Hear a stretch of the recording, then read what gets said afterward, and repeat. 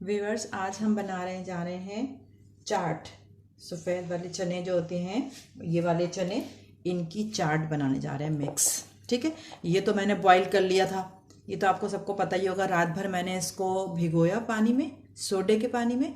उसके बाद इसको वॉश करके फिर सादा साफ़ पानी लिया। साफ़ पानी लेके इसको कुकर में तो जल्दी गल जाते हैं ना। कुकर में मैंने 20 मिनट सिर्फ नमक डाल के बॉईल किया। ये 20 मिनट नमक डाल के 1 टेबल स्पून नमक डाल के बॉईल किए हुए छोले हैं। ठीक है, अब इसकी हमें चाट बनानी है। थोड़ी सी मैंने ये ली है, बाज़ार में जो निम्को आती है, दही बूंदी कह लें, इसको मैंने सादे पानी में, कोई बॉयल या गर्म पानी में नहीं, सादे नल के पानी में इनको बॉईल किया है 1-2 घंटे। सबसे पहले ये डालेंगे,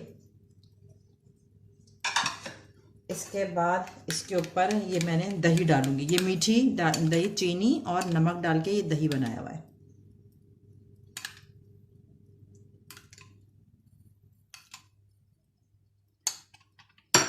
इसके बाद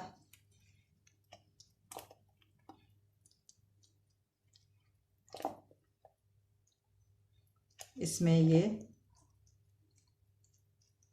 चाट सब कुछ डाल के ये बॉईल, वो है आलू, उसको बॉईल कर दिया था मैंने और छोटे छोटे पीसेस काट लिए थे इसके।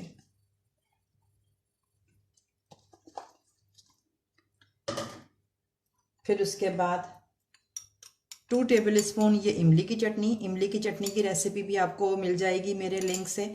आप मेरी वीडियोस में देखिएगा, इमली की चटनी बनाने की भी रेसिपी मैंने अपलोड की हुई है। ये इमली की चटनी, ये हरी धनिया पुदीने की चटनी, ये भी मेरे उसमें वीडियो में आपको दिख जाएगी कि हरी चटनी कैसे बनाते हैं। हरी धनिया, पुदीना, हरी मिर्च, लहसुन सब डाल के ये भी डाल दिया।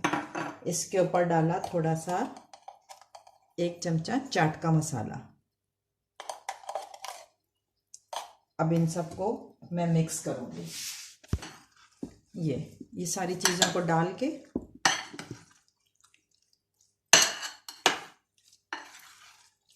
इमली की सारी चटनी, चाट का मसाला, आलू, ये सब मिक्स हुआ।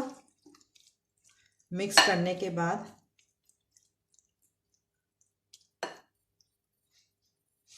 ये आपने रख के, अब ऊपर से आप थोड़ी सी दही डेकोरेशन के तौर पे डाल दें,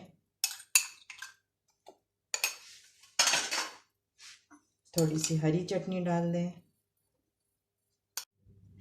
ये हमारी चने की चाट तैयार हो गई है। इसमें मैंने ऊपर से टमाटर, प्याज और हरी धनिया काट के डाल दिए। अब ये डिश आउट कर दिया है।